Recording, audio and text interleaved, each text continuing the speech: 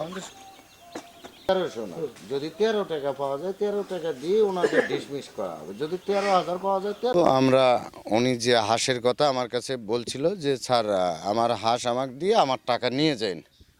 হ্যাঁ, ওনাকে আমরা অফিসে যদিও ডাকছিলাম, অফিসে যায়নি, যার ফলে ওনাকে আমরা হাঁস দিয়ে গেলাম। এতদিন পর কেন 4 দিন দেরি হলো কেন?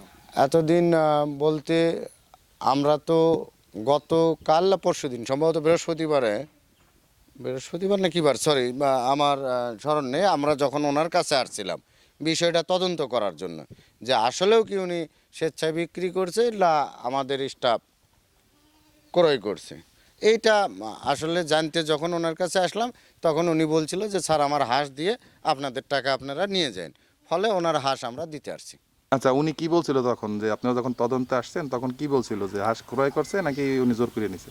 উনি বলছে যে আমি হাঁস ওনার কাছে ক্রয় করিনি, উনি হচ্ছে আজ ধরে নিয়ে গেছে, আর আমাদের ফিল্ড অফিসার বলছে যে হাঁস আমাদের কাছে বিক্রি করছে।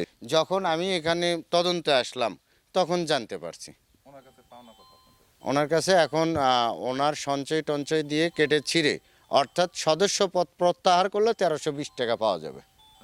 ওইটা আমার অফিসিয়ালভাবে একটা ঘোষণাপত্রই আছে যে আপনি যখন সদস্যপদ প্রত্যাহার হয়ে আসবেন তখন আপনাকে আমরা একটা ঘোষণাপত্র দিব, প্রত্যয়নপত্র দিব যে আপনার কাছে টিএমএসএস এর আর কোনো দেনা পাওনা নেই। এখন আপনারা আজকে মানে আপনাদের যে কর্মী এই হাঁস নিছিল সেই কোথায়, তার বিরুদ্ধে কি ব্যবস্থা নিতে? তার বিরুদ্ধে ব্যবস্থা নেওয়া হয়েছে, তাকে এখন বর্তমানে সাসপেন্ড করে রাখা হয়েছে। এই ঘটনার সত্য মিথ্যা উদ্ঘাটন না হওয়া পর্যন্ত সে সাসপেন্ড অবস্থায় থাকবে।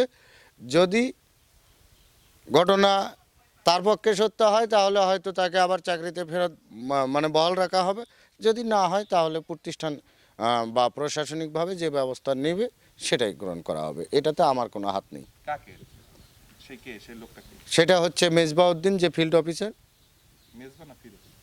ওনার ডাকনাম ফিরোজ। ওনার ডাকনাম হচ্ছে ফেরোজ খান, কিন্তু আমরা যেটা আইডি মতে জানি সেটা হচ্ছে মেজবাউদ্দিন। জি, মূলত আসছি আমাদের এক ফিল্ড অফিসার ফিরোজ খান, উনি হইলো এখান থেকে একটা ওনার আমাদের সদস্য অভিযোগ উনি হাঁসটা জোর করে নিয়ে গেছেন, ওনার বক্তব্য হচ্ছে হাঁসটা ক্রয় করে নিয়েছে। দেখো এটা ভুল বোঝাবুঝির ভিতরেই হাঁসটা এখান থেকে নেওয়া হয়েছে। নেওয়া হওয়ার পর হাঁসটা আমাদের অফিসে আমরা রাখছি।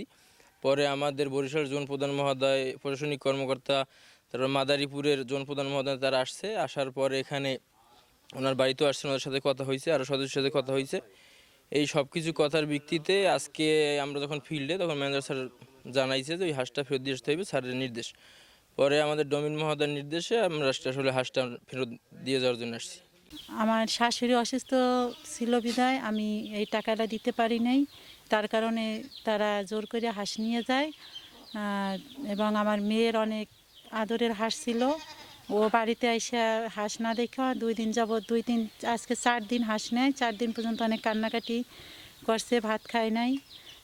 এরপরে ওরা হাঁস নিয়ে আসে আজকে 4 দিনে। যদি আমি বিক্রি করতাম তাহলে তো তারা হাঁস দিয়ে যাইতো না, তারা জোর জুলুম করে এই হাঁসটা নিছে।